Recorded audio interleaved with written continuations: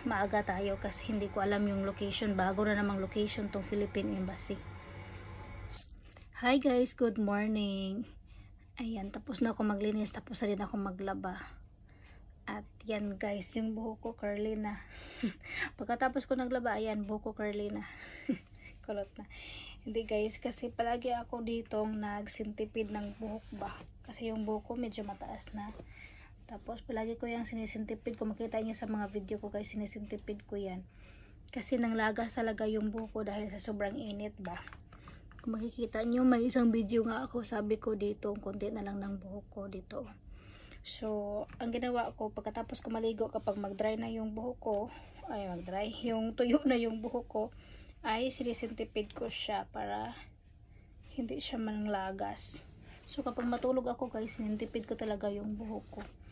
Tapos, yan na siya. Sinuklay ko siya. Marami na siyang mga lumabas dyan. So, sinuklayan ko siya. Yan siya guys, curly. At ngayon, ay sintipid ko na naman yan ulit. Hindi ako maliligo ngayon guys kasi naligo ako kahapon. So, hindi ako araw-araw maliligo para yung buhok hindi masyadong manglagas. Si Sir at yung alaga ko guys ay nandoon pala sa kanilang embassy. Kasi mag-renew si Jenny ng passport. At saka yung amo kong babae ay nandito lang, natulog pa. Ang oras namin ngayon ay 8:45. Natulog pa yung amo kong babae. So, diba guys, sobrang ganda niya guys. Oh, wavy siya. Dito ang mas kulot. Yan, sobrang ganda niya. Palagi ko talaga yung siyang sinisintipid kasi yun, iwas lagas. Nag-renew ang alaga ko ng passport at magas lang pumunta doon kasi nga sa embassy maraming tao. Natawa lang ako guys kasi simula dumating ako dito kapag pumunta kami dyan sa embassy nila kasi palagi akong pumunta dyan no, kapag magkuha kami ng visa, kapag pupunta kami ng Pakistan magkuha sila ng visa para sa akin. So pupunta kami dyan. Alam nyo guys, simula dumating ako dito, isang embassy lang talaga yan. Hindi na sila nagpalipat-lipat. Philippine Embassy dito sa Kuwait. Ilang beses na ako nakapunta sa embassy dito guys. Pero iba-iba yung location ng embassy. Mawawala talaga kami ng amo ko kapag pupunta kami dyan sa Philippine Embassy. Kasi palaging bago yung location. Hindi kagaya ng Pakistan Embassy.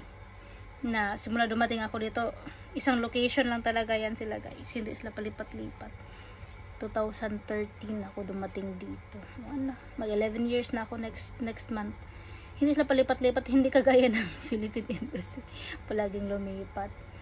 Kapag pupunta kami ng embassy, sasabihin ng amo ko, oh, iba na naman yung location.